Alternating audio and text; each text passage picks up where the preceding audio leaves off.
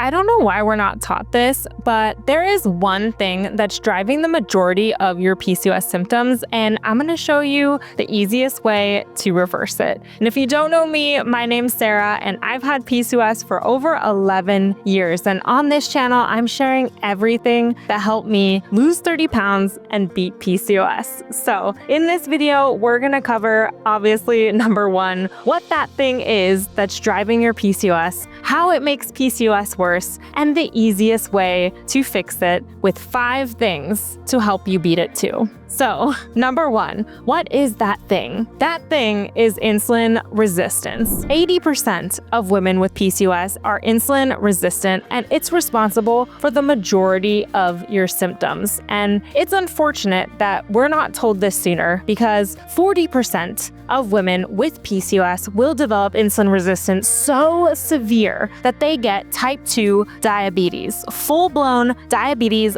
by the time they turn 40. And at the height of my personal struggle with PCOS, I was so insulin resistant that I was pre-diabetic. I remember getting the blood work tests back from my doctor, and they didn't even explain what insulin resistance was. They just said I was pre-diabetic and left it at that. And diabetes and pre-diabetes are classifications of severe insulin resistance. The most common way that doctors will test if you're insulin resistant is by taking your fasting blood sugar.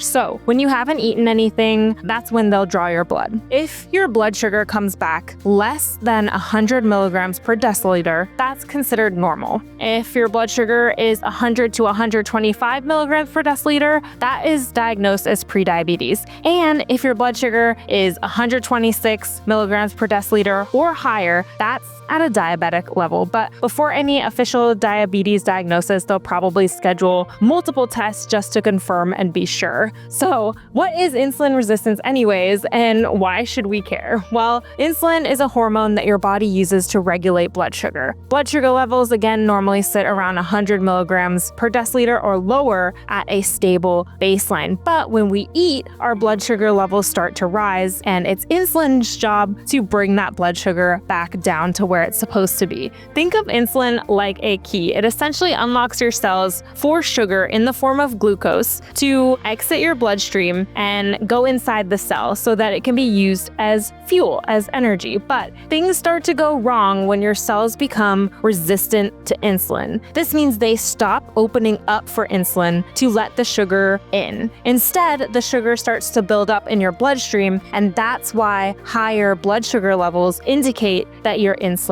resistant. But your body doesn't just give up, okay? It actually tries harder to bring your blood sugar back down to baseline. And what it'll do is release more and more insulin. Over time, your cells start to require more and more insulin to open up for sugar, to open up for that glucose. And this leads to worsening blood sugar control and higher amounts of insulin in your system.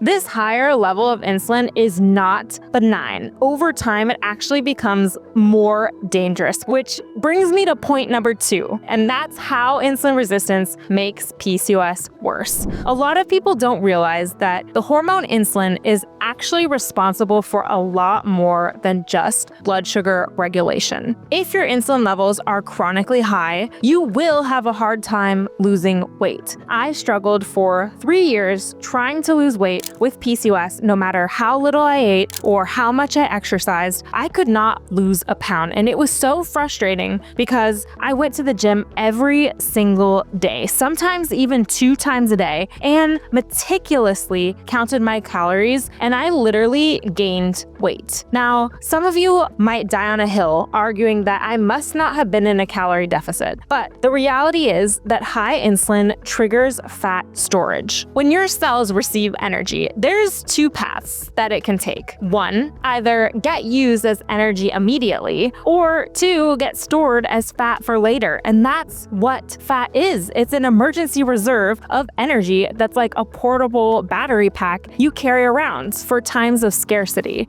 And at the height of my struggle with PCOS, let me tell you, my battery pack was charged up. I put on 50 pounds in a matter of 4 months. And the most frustrating part was that the whole time I was gaining weight, I was restricting calories and working out 1 to 2 times a day. And I couldn't get it to stop. I needed a whole new wardrobe, and I didn't even recognize myself in the mirror anymore. And it's so sad looking back because I would be so hard on myself that I would beat myself up day after day thinking that I wasn't doing enough and that I just needed to try harder, when in reality I was gaining weight because of my insulin resistance. My body was simply stuck using the little fuel that I did give it and storing that as fat for a rainy day. Weight gain due to insulin resistance is one of the hardest PCOS struggles, but the damage doesn't stop there. The high levels of insulin also interfere with the expression of your sex hormones. That's the balance of your male to female hormones. When insulin is high, it will trigger your body to make more androgens. These are known as your male hormones, like testosterone. High levels of insulin will actually signal your ovaries to produce more testosterone. When a woman has too many male hormones, it quite literally makes you start to look more like a man. Okay, this is called hyperandrogenism, and that's when a woman has too many male hormones. It makes you start growing thick, coarse hairs where a woman typically wouldn't, like on our face, our chest, around our nipples, on our abdomen, and if you're like me, maybe even a happy trail. And these hairs are not just a normal part of aging. Just because so many women have hormone imbalances and PCOS now affects 1 in 8 women does not make it normal. Excess androgens make us grow these annoying hairs where we don't want them. On top of that, it causes hair loss where we do want it, like on our scalp.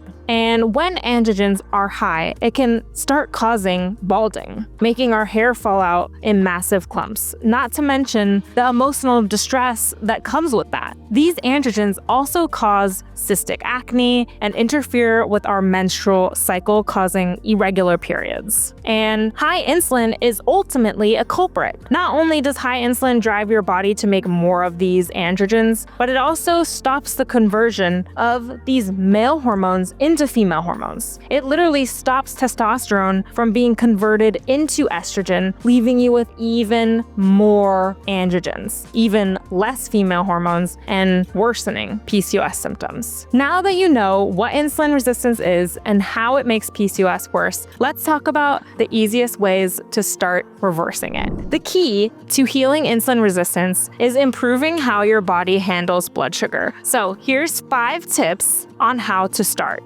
Number 1, start your day with a high protein breakfast. This means at least 30 grams of protein within the first hour of waking up. This is going to help stabilize your blood sugar and prevent crashes that leave you craving carbs and sugar the rest of the day. Number 2, pair carbs with protein, fat, and fiber at every meal and snack. When you eat carbs alone, like a piece of fruit or a slice of bread, a cracker, that's going to spike your blood sugar quickly, and it's going to drop just as fast, making you tired and crave more after. But when you pair those carbs with protein and healthy fats, like an apple with almond butter or toast with avocado and eggs, that's going to slow the absorption of sugar into your bloodstream and keep your energy stable and your cravings at bay. Number 3, eat fiber with your meals. Things like veggies, leafy greens, berries, nuts, seeds. Fiber is going to slow how quickly sugar enters your bloodstream, which helps your blood sugar stay stable and is going to support a healthy gut, which is another huge factor in hormonal balance. Number 4, walk after meals. Don't overthink it. Even just 10 to 15 minutes around the block will help. This will allow your muscles to absorb the glucose that you just consumed, and this will lower the sugar in your bloodstream naturally without needing as much insulin. And number 5, one of the easiest changes that made the biggest difference for me was eating foods in order. You want to start your meals with fiber first. Then eat your protein and your fats, followed by your carbs last. This will essentially cushion your digestion and delay the blood sugar spike from those carbs and sugar that you're eating. And over time, improve your insulin sensitivity. So as crazy as it sounds, when I got my PCOS diagnosis, my doctor didn't tell me anything about PCOS and insulin resistance, but even crazier is that there's 2 other things that they left out. So click the video on the screen to watch that in full now.